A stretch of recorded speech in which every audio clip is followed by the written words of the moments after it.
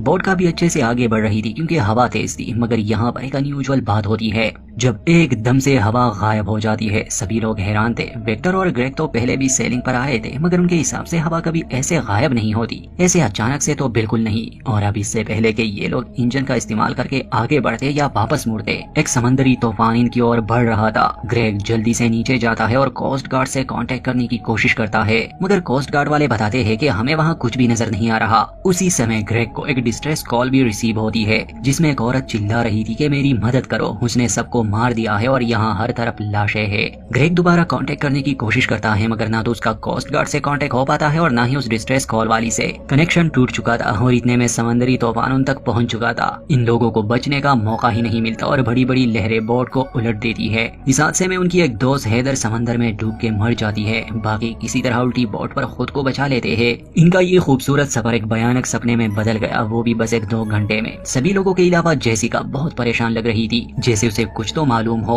इतने में वहाँ पर एक समंदरी जहाज आ जाता है जिसका नाम एओलस था। इसे देखकर ये लोग खुश थे कि चलो हमें बचा लिया गया। ठीक उसी समय उन्हें शिप पर ज्यादा लोग नहीं, बस एक इंसान की झलक नजर आती है। वो लोग अपनी बोट छोड़कर शिप पर चढ़ जाते हैं, मगर अजीब बात ये थी कि उन्हें वहाँ और लोग नहीं मिलते। खैर वो एक्सप्लोर करते हैं। ये जहाज बहुत बड़ा था और ऐसा तो हो नहीं सकता कि ये बिल्कुल खाली हो। वो लोग शिप को एक्सप्लोर करने लगे, मगर जेसिका को हर चीज जानी पहचानी लग रही थी, जैसे वो यहाँ पहले भी आ चुकी हो। बस वो अपने दोस्तों को ये सब समझा नहीं पा रही थी। इससे पहले सेली और डॉनी बहुत परेशान थे कि उन्होंने हैदर को खो दिया, मगर अब चूंकि इन्हें रेस्क्यू कर लिया गया तो इन्हें ये भी लगता है कि शायद उसे भी बचा लिया होगा। काफी टाइम से ये लोग इस जहाज में घूम रहे थे, मगर इन्हें अपने अलावा कोई नजर नहीं आता। बल्कि एक शॉकिंग खबर मिलती है कि असल में ये जहाज तो बहुत पुराना है। ये साल 1932 का जहाज है। साथ ही इसके नाम और उस मिथोलॉजी के बारे में थोड़ी जानकारी थी, जिसे हमने शुरू में आपको बताया था, क्योंकि इस जहाज का नाम भी एक यूनानी देवता के नाम पर रखा गया था और उसी देवता ने श्राप दिया था राजा सिसिपस को। अब आहिस्ता आहिस्ता चीजें अजीब होने लगी थी। इतने बड़े जहाज का खाली होना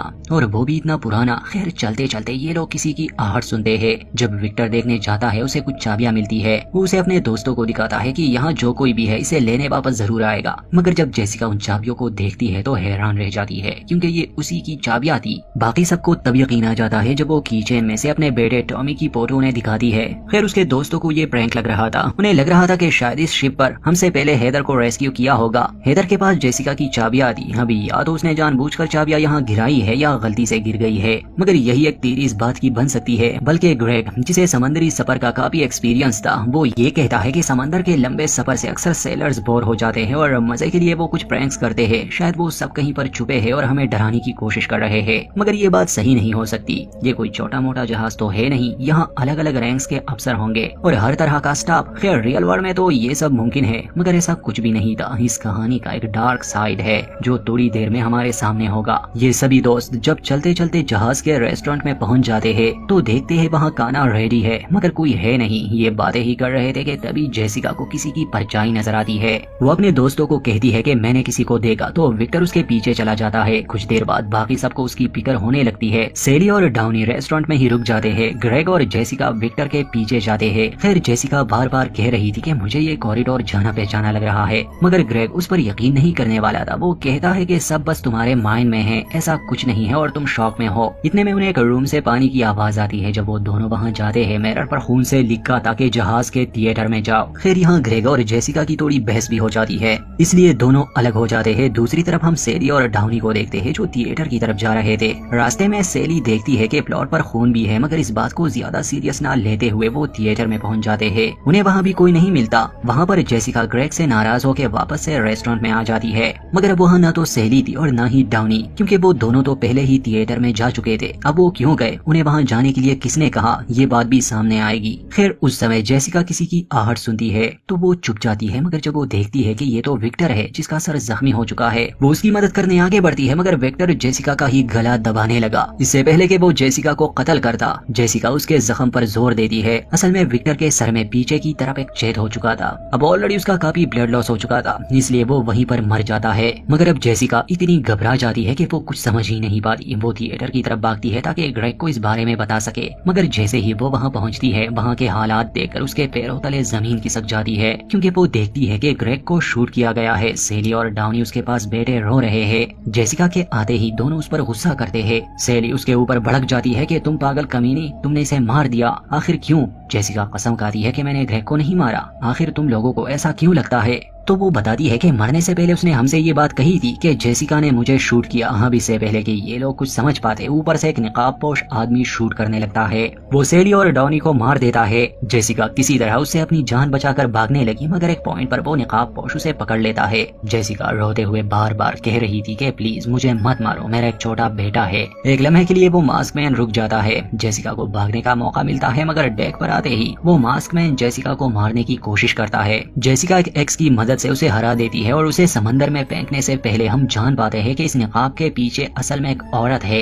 वो जेसिका को बार बार कह रही थी कि अगर तुम्हें यहाँ से निकलना है तो सबको मारना होगा। जेसिका उसे समंदर में गिरा देती है और इसके बाद जेसिका जो देखती है उसे अपनी आंखों पर यकीन नहीं आ रहा था। वो उसी उल्टे बोट को समंदर में देखती है जिस पर 5 सर्वाइवर्स थे, ग्रेग, विक्टर, जेसिका, सेली और डॉनी। शुरुआत में जब बोट से इन लोगों ने किसी की हल्की सी झलक देखी थी, वो कोई और नहीं बल्कि यही जेसिका थी। अब कहानी में हमारे पास 3 जेसिका है। वो कैसे, आपको समझाता हूँ। एक ये वाली जेसिका जो शुरू से हमारे साथ है, एक पास्ट वाली जो अभी बोट पर है क्योंकि कुछ समय पहले एक तूफान आया था और वो अपने दोस्तों के साथ इस जहाज को आता हुआ देख रही है। और एक तीसरी जेसिका भी है जो असल में पहले से इस जहाज पर मौजूद है। इतना तो आप लोग समझ ही गए होंगे कि ये लूप है और हर लूप के साथ जेसिका की एक अलग नई कॉपी बनती है, मगर अक्सर पास्ट वाली जेसिका आकर फ्यूचर वाली जेसिका को मार देती है, इसलिए ये लूप भी कंटिन्यू है। खैर कहानी के साथ साथ आप अच्छे से समझ जाएंगे। अब यहाँ जेसिका को भी समझ आने लगी कि क्यों ये सब उसे अजीब लग रहा था और जहाज उसे जाना पहचाना लग रहा था क्योंकि वो पहले भी यहाँ आ चुकी है। खैर वो एक रूम में आती है, इस बारे में सोचती है कि वो क्या करे, मगर वो अपने दोस्तों के सामने नहीं आती क्योंकि उसकी एक कॉपी ऑलरेडी वहाँ थी। अब उसके दोस्त दोबारा से शिप पर चढ़ते हैं, मगर चूंकि उनके लिए ये पहली बार है तो उन्हें कोई अंदाजा नहीं और सब वैसे ही रिपीट हो रहा है। विक्टर को जेसिका की कीज मिलती है। अब हम जान गए कि वो कैसे उसे मिले थे, क्योंकि जेसिका का एक वर्जन ऑलरेडी यहाँ था। खैर जेसिका को अपने तीसरे यानी फ्यूचर वर्जन के बारे में तब पता चलता है जब वो उस रूम में जाती है जिसमें पहले ग्रेग और जेसिका गए थे और मिरर पर लिखा था कि जहाज के थिएटर में जाओ। तो वो समझ गए कि अब यहाँ उसकी 2 कॉपीज एग्जिस्ट करती है,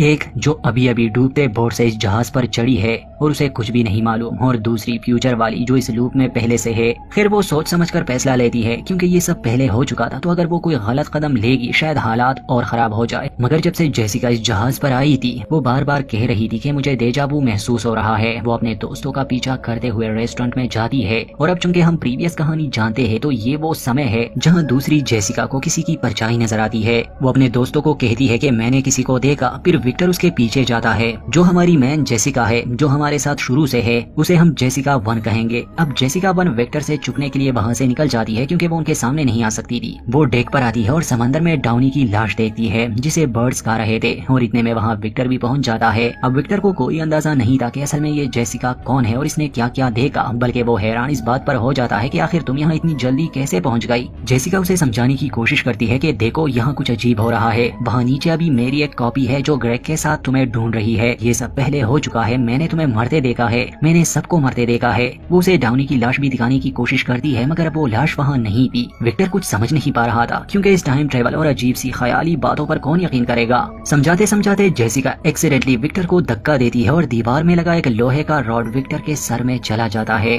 और यहाँ हम जान पाते हैं कि क्यों विक्टर जख्मी हुआ था और बाद में मर गया। विक्टर को इस हालत में देखकर जेसिका इतनी घबरा गई कि वो वहाँ से भाग जाती है और कॉरिडोर में वो ग्रेग और अपनी कॉपी को देखती है, मतलब कि जेसिका 1 को जो अभी अभी डूबते बोट से यहाँ आई है। वो लोग जेसिका को ना देखे इसलिए वो एक रूम में छुप जाती है। वो बहुत सोचती है और वहाँ जमीन पर पड़े कुछ पेपर्स उसे नजर आते हैं जिस पर लिखा था कि खेल दे मॉल। जेसिका को कुछ तो लग रहा था कि उसे क्या करना है। वो अपने हैंडराइटिंग चेक करती है और समझ जाती है कि असल में वो पहले भी यहाँ कई बार आ चुकी है और अपनी हैंडराइटिंग को चेक करने के लिए उसने ये सारे नोट्स लिखे हैं। और बार बार जेसिका को ये इशारा क्यों मिल रहा है कि सबको मार दो, ये थोड़ी ही देर में आप जान जाएंगे। खैर जेसिका वहाँ बैठ जाती है, बहुत सोचती है। वो अब सिचुएशन को समझ गई थी कि ये सब पहले हो चुका है, ये रिपीट हो रहा है। तो अगर जेसिका लूप को ही तोड़ दे और अपने दोस्तों को मारने के बजाय अपने तीसरे वर्जन को ही मार दे जो ऑलरेडी जहाज पर है, तो शायद ये लूप टूट जाए और वो सब यहाँ से निकल जाए। वो गन और बुलेट्स लेके उस तीसरी सेली जेसिका को ढूंढने निकल जाती है। रास्ते में उसे जख्मी विक्टर नजर आता है जो रेस्टोरेंट की तरफ जा रहा था और वहाँ पर जेसिका 2 मौजूद थी जो अपने दोस्तों सेली और डाउनी को ढूंढ रही थी क्योंकि वो दोनों वहाँ नहीं थे, वो थिएटर में गए थे।